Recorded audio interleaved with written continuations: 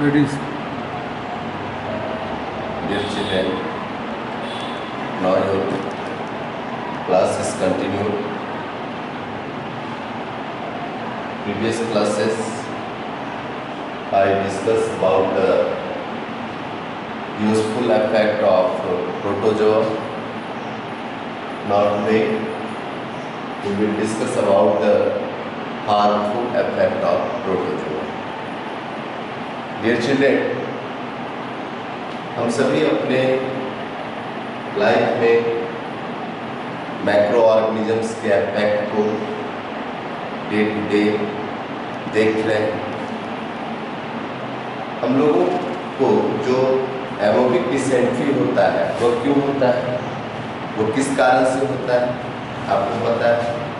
या फिर कालाजार एक डिसीज है, कुछ ह्यूमन बीइंग्स में स्लीपिंग सिकनेस होता है।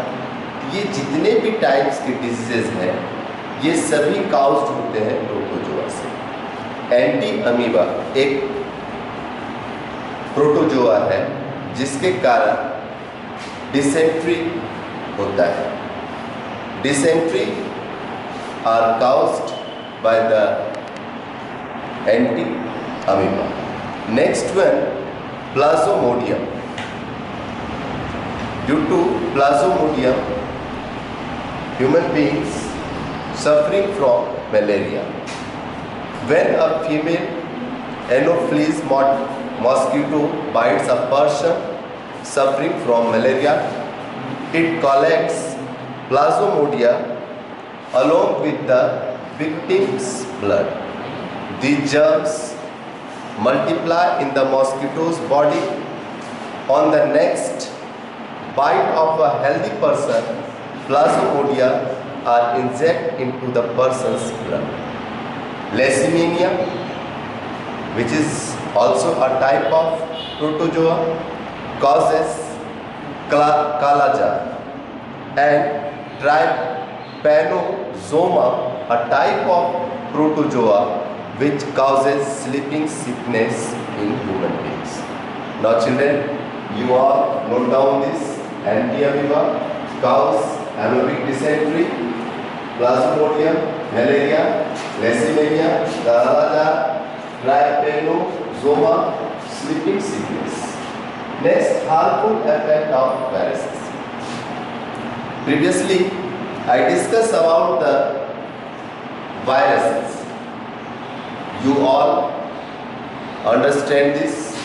It is also a type of macroorganism which cannot see our naked eyes. Then how it is visible? जितने भी मैक्रो ऑर्गेनिज्म होते हैं उसमें सबसे स्मॉलर जो है वो वायरस होता है, और इसको हम मतलब नॉर्मल मैक्रोस्कोप के द्वारा नहीं देख सकते। इसको देखने के लिए हैवी पावरफुल मैक्रोस्कोप की आवश्यकता होती है। क्यों? क्योंकि इसका जो स्ट्रक्चर होता है वो इतना छोटा होता है, इतना छोटा होता है कि वो इजीली पावरफुल मैक्रोस्कोप से देखा जा सकता है। Viruses are the smallest of all the microorganisms and can only be seen under electron microscope. Viruses have simple structures.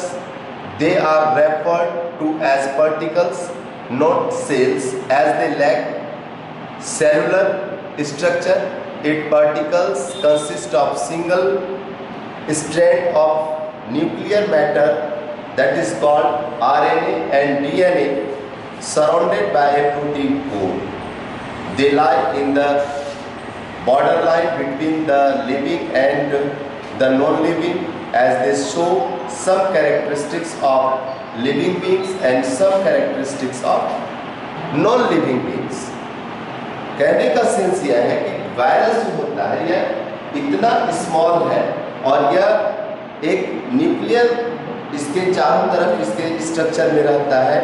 RNA DNA का वो प्रोटीन कोटेड होता है, उसके इनसाइड में होता है। अब यह इसका जो नेचर है या लिविंग भी होता है और नॉन लिविंग भी होता है, और फुल्ली ये पैरासिटिक है। पैरासिटिक मतलब यह किसी के भी लिविंग बॉडी पर जाके उसके बॉडी पार्ट से ही फूड लेता है और वो अपने आप को सर्वाइव करता है। वायरसेस का क्या क्या इम्पैक्ट होता है? तो ये इन्फेक्ट करता है प्लांट्स को, एनिमल्स को, ह्यूमन बींग्स को। In the present time corona virus all introduce it is very harmful for human beings. Most of the people die due to coronavirus in the present time. So viruses infect plants, animals and humans and act like parasites. They derive their nutrition from the host cells. Viruses cannot reproduce on their own. ये खुद से reproduce नहीं होता है. They only reproduce inside the living host cells. जो living host cells के अंदर जब ये जाता है तभी ये इसका रिप्रोडक्शन का प्रोसेस होता है. Some common viruses are polio virus. आप लोग जानते हैं पोलियो का कुछ दिन पहले वर्ल्ड WHO के द्वारा वो पूरे भारतवर्ष में इसका प्रोग्राम चलाया गया था. Influenza virus and bacteriophage and COVID-19 also. Harmful effects of viruses. Dear children, अभी तक तो हम लोग इसके बारे में जाने वायरसेस के प्रकार के बारे में. अब हम लोग समझेंगे इसका क्या क्या हार्मफुल इफेक्ट है. Common cold virus and rhinovirus attacks nose and throat cells. Common viral diseases in human include rabies, yellow fever and dengue caused by bites of Aedes mosquitoes, influenza, hepatitis, chickenpox, measles, rubella and mumps. All are viral diseases which is caused due to viruses. HIV, you all know, human immunodeficiency virus, which is caused AIDS, acquired immunodeficiency syndrome. अब हम लोग यहाँ तक तो आप सभी को समझ में आ गया कि हार्मफुल इफेक्ट वायरस का क्या है. अब हम लोग commercial use of micro organism. Micro organism का ह्यूमन लाइफ में क्या कॉमर्शियल यूज है. प्रीवियसली आई डिस्कस अबाउट, हम पहले भी क्लास में कह चुके हैं कि माइक्रो ऑर्गेनिज्म का हमारे लाइफ के ऊपर बहुत बड़ा इफेक्ट है और तरह तरह के प्रोडक्ट्स को प्रिपेयर करने में माइक्रो ऑर्गेनिज्म का यूज है. तो commercial use of micro organism. Commercial use of micro organism. Commercial use में फर्स्ट होता है इसका, जितने भी फूड एंड बेवरेज इंडस्ट्रीज हैं, food and beverage industry. Second,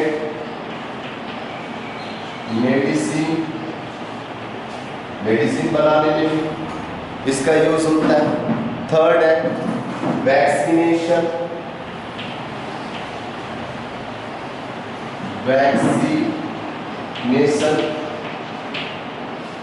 vaccination आप सभी समझ रहे होंगे वैक्सीनेशन क्या होता है. Micro organism such as yeast are useful for a large scale commercial production of acetic acid, vinegar, alcoholic drink. जितना भी अल्कोहलिक ड्रिंक होता है उसको बनाने में. मैक्रोब्स also find application in making food items such as curd, cheese and bread. Next one is medicine. Medicines produced from bacteria and fungi that kill or stop the growth of the diseases causing microorganisms and are called antibiotics. हमारे शरीर में antibiotics की कभी कभी आवश्यकता होती है। क्या होता है ये? हमारे शरीर में एफिशिएंसी होती है, रेजिस्टेंस पावर होता है, किसी भी रोग से यानी किसी भी डिजीज से लड़ने के लिए शरीर के अंदर खुद रोग प्रतिरोधी क्षमता होती है, जिसको हम लोग रेजिस्टेंस पावर बोलते हैं। जब कभी हमारे शरीर का ये रोग प्रतिरोधी क्षमता, resistance power, if our body is lose that time, अब उस समय डॉक्टर क्या करता है, कैसे मेडिसिन जज करता है? तो हमारा देखा जाता है कि बैक्टीरिया की वजह से हुआ है या फंगाई की वजह से हुआ है। तो यदि हमारे बॉडी में जो सिम्टम आया है वो यदि बैक्टीरियल है तो एंटीबायोटिक्स बैक्टीरिया वैरायटी का मिलेगा, फंगल है तो फंगल वैरायटी का। तो स्ट्रेप्टोमाइसिन, टेट्रासाइक्लिन एंड इथ्रोमाइसिन, ये सभी जो है ये सभी आपका मेडिसिन है जो कि हमें इसका मतलब कह सकते हैं कि माइक्रो ऑर्गेनिज्म से ही ये प्रिपेयर होता है। Vaccination, it is the process of injecting a vaccine into a person's body in order to create resistance or immunity in the body towards a specific disease। किसी स्पेसिफिक डिजीज से हमारा शरीर के अंदर वो प्रतिरोधी क्षमता उत्पन्न कर दिया जाता है ताकि उसका हमारे बॉडी पर कोई इफेक्ट नहीं पड़े। वो कैसे होता है? तो वैक्सीनेशन इंजेक्ट कर दिया जाता है। ये अलीव, इसमें आप कॉमनली यूज्ड वैक्सीन्स आप लोग OPV oral polio vaccines, DPT diphtheria हो गया, फिर बीसीजी हो गया, ये सभी वैक्सीन्स है। फिर है इंक्रीजिंग सॉइल फर्टिलिटी, और इसका यूज क्या है? Increasing soil fertility. क्लियर चीजें? क्या है ये soil fertility? Some bacteria and fungi are decomposers. हम सभी जानते हैं कि बैक्टीरिया और फंगाई जो है ये डिकम्पोजर है। डिकम्पोजर का मतलब क्या होता है? ये किसी भी ऑर्गेनिक मैटर को डिकम्पोज कर देता है, यानी उसके स्ट्रक्चर में चेंज ला देता है। They add nutrients to the soil by breaking down dead plants and animals. They can make humus and compost. उसको ह्यूमस और कंपोस्ट के फॉर्म में डिकम्पोज कर देता है। कौन कर देता है? Bacteria and fungi. Cleaning the environment, fifth इसका क्या है? Cleaning environment. क्या करता है? इन्वायरमेंट को क्लीन कर देता है। कैसे करता है? Due to decomposing action of some bacteria and fungi, biodegradable wastes are decomposed by them, thus they help in cleaning the environment. Energy and fuel production, it's another commercial use। क्या है? Energy and fuel production। Wastes are used in biogas plants and in return fuels such as biogas are obtained. This fuel can be used to light homes or run machines.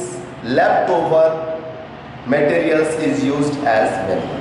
उस rot material से, जो कि plants का rot material जब वो use हो जाता है, बायोगैस उससे निकाल लिया जाता है प्रोसेसिंग करके, तो आफ्टर दैट वो मैन्योर में कन्वर्ट हो जाता है। अब हम लोग माइक्रो ऑर्गेनिज्म, अब इसके कारण दो तरह का डिजीज तो हम लोग पढ़ लिए। अब दो तरह के डिजीज होते हैं, communicable and non communicable. Dear children, micro organism आप क्लास 5 में भी हमारे समझ से निश्चित रूप से पढ़े होंगे, और वहाँ आप लोग communicable and non communicable disease के बारे में पढ़े होंगे। तो communicable disease and non communicable disease क्या होता है? communicable and non-communicable diseases। अब इसको बहुत आसानी से हम लोग समझ सकते हैं। एक ऐसा डिजीज होता है जो एक दूसरे के संपर्क में, कांटेक्ट में जाने से आता है। इस तरह के जो डिजीज होते हैं वो कम्युनिकेबल डिजीज होते हैं। Micro organisms often cause various diseases in humans as well as animals, plants. सब में इसके कारण डिजीज होता है। प्लांट में भी होता है, एनिमल्स में भी होता है, ह्यूमन बींग्स में भी होता है। Disease causing microbes are called pathogens. जो डिजीज हमारे शरीर में माइक्रोब्स के कारण होता है उसको पैथोजेंस बोलते हैं। Agents such as air, water and food can spread some of this disease to others. इसकी कैसे?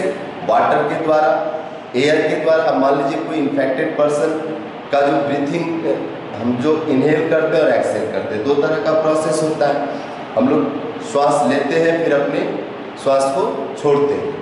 तो जब हम लोग इनहेल करते हैं, एक्सहेल करते हैं, दैट टाइम हमारे शरीर से कुछ जो जीवाणु है, जो वायरस है, वो हमारे ब्रीथिंग के साथ निकलता है। या कभी हम थूकते हैं, कभी हम छींकते हैं, कभी हम खांसते हैं, उससे भी ड्रॉपलेट्स, उसके कारण भी इन्फेक्शन फैलता है। तो ये तो हो गया एयर के द्वारा।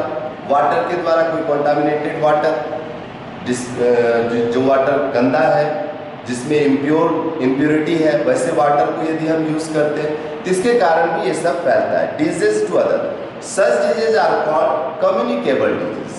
इस तरह का जो भी डिजीज है वो कम्युनिकेबल है, यानी एक पर्सन से दूसरे पर्सन में स्प्रेड कर जाता है। टाइफाइड है, चिकन पॉक्स है, कोल्ड एंड कॉफ है, ये सब आपका communicable. Communicable diseases are often known as contagious disease. However, some diseases cannot be transmitted through this media. Such as diseases are called non-communicable disease. किसी मीडियम के द्वारा, किसी माध्यम के द्वारा जो डिजीज नहीं फैलता है, अब जिसके लिए कोई कांटेक्ट नहीं है, बिना कांटेक्ट के भी वो डिजीज आता है, तो वो नॉन कम्युनिकेबल डिजीज होता है। दिस डिजीज में be cause due to malfunctioning of the organs, nutritional deficiency और genetic reasons। ये जो बीमारी होता है नॉन कम्युनिकेबल जो होता है, ये जेनेटिक रीजन से होता है। जेनेटिक रीजन से होता है, न्यूट्रिशनल डेफिशिएंसी से भी होता है। You understand what is nutritional deficiency? हम जो भी फूड को ईट करते हैं उससे हम लोग न्यूट्रिशन को पाते हैं। तो न्यूट्रिशन जो मिलता है वो हमारा फूड कंपोनेंट से मिलता है। तो जब कभी हम अपने खाने में उन न्यूट्रिशन को कम कर देते हैं या एप्रोप्रिएट अमाउंट में हम उसको अपने फूड में नहीं रखते हैं, तो इसके कारण जो हमारे बॉडी में डिफिशियंसी होता है, ऑर्गेनल डिफिशियंसी, जैसे हमारा आंख से कम दिखने लग जाना, स्किन में स्पॉट आ जाना, ठीक है, इन सब तरह के जो डिजीज होते हैं, ठीक है, ये सारे आपके नॉन कम्युनिकेबल डिजीज होता है। Do you understand children? Such disease do not get transmitted from sick to a healthy person. For example, इस तरह के जो बीमारी होते हैं जैसे स्कर्वी है, नाइट ब्लाइंडनेस है, ये सारे एग्जाम्पल हैं आपके नॉन कम्युनिकेबल डिजीज के। अब हम लोग आ जाते हैं, I think you all understand better communicable and non communicable disease. How much time? 20 minute हुआ। Modes of transmission, modes of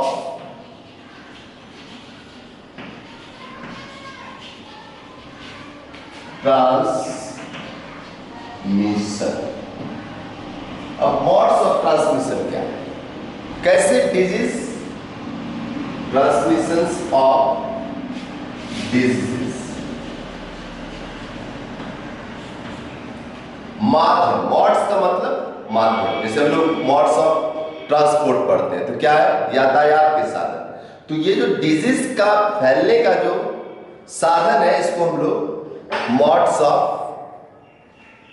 transmission of disease बोलते हैं।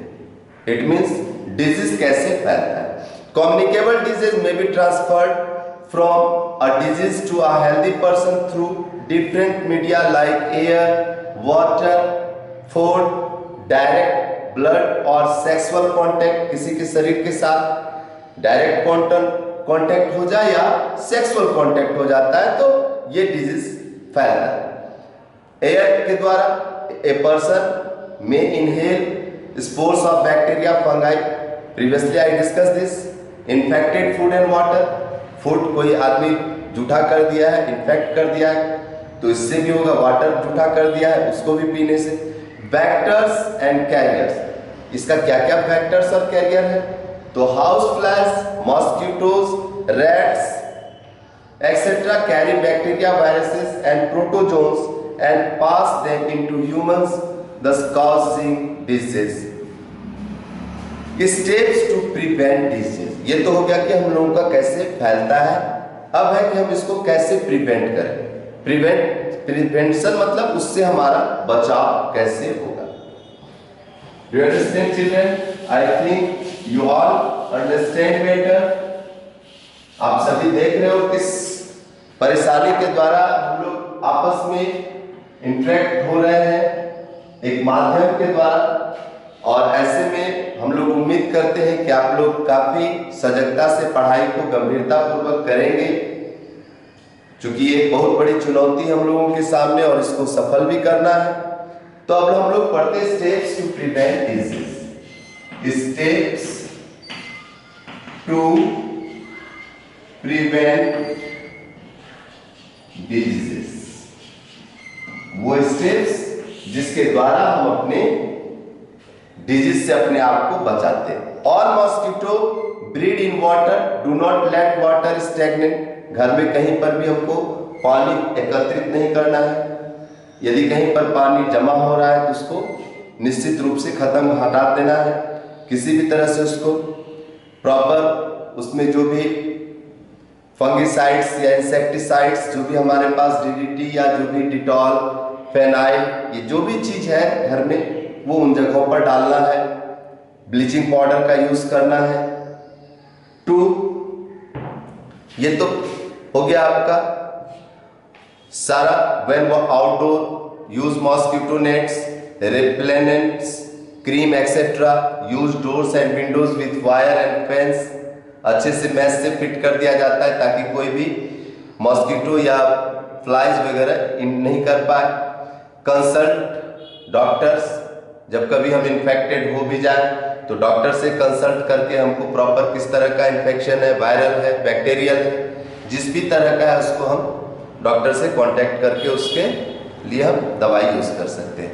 अब इसका जो एक बहुत बड़ा यूज है, spoilage of food and it's prevention. Macro organism हमारे फूड को स्पॉयलेज करता है।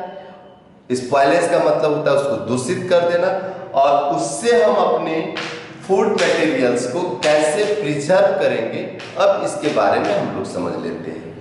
तो इसमें प्रिजर्वेशन में जो होता है उसमें केमिकल मेथड यूज होता है, यानी किसी भी फूड मटेरियल को हम केमिकली कर सकते हैं, सॉल्टिंग करके, प्रिजर्विंग बाय शुगर। आप देखते हो मुरब्बा, सॉस, इन सब चीजों को शुगर डालकर प्रिजर्व कर लिया जाता है। Preservation by oil and vinegar, कुछ खाद्य पदार्थ को ऑयल डालकर, जैसे पिकल्स है उसमें इसको प्रिजर्व कर लिया जाता है। हीट एंड कोल्ड ट्रीटमेंट, किसी को गर्म कर कर या फिर ठंडे में रखकर। Sterilization and air tight packing, खौला कर, उबाल कर, या फिर किसी जिस डब्बे में हवा नहीं हो उस तरह के डब्बे में पैक करके, और सन डाइन करके भी हम इसको प्रिजर्व कर सकते हैं अपने फूड मटेरियल को। Thank you children, your chapter is completed. I hopeful for you, you all understand this better, and next class I meet you. Okay, thank you.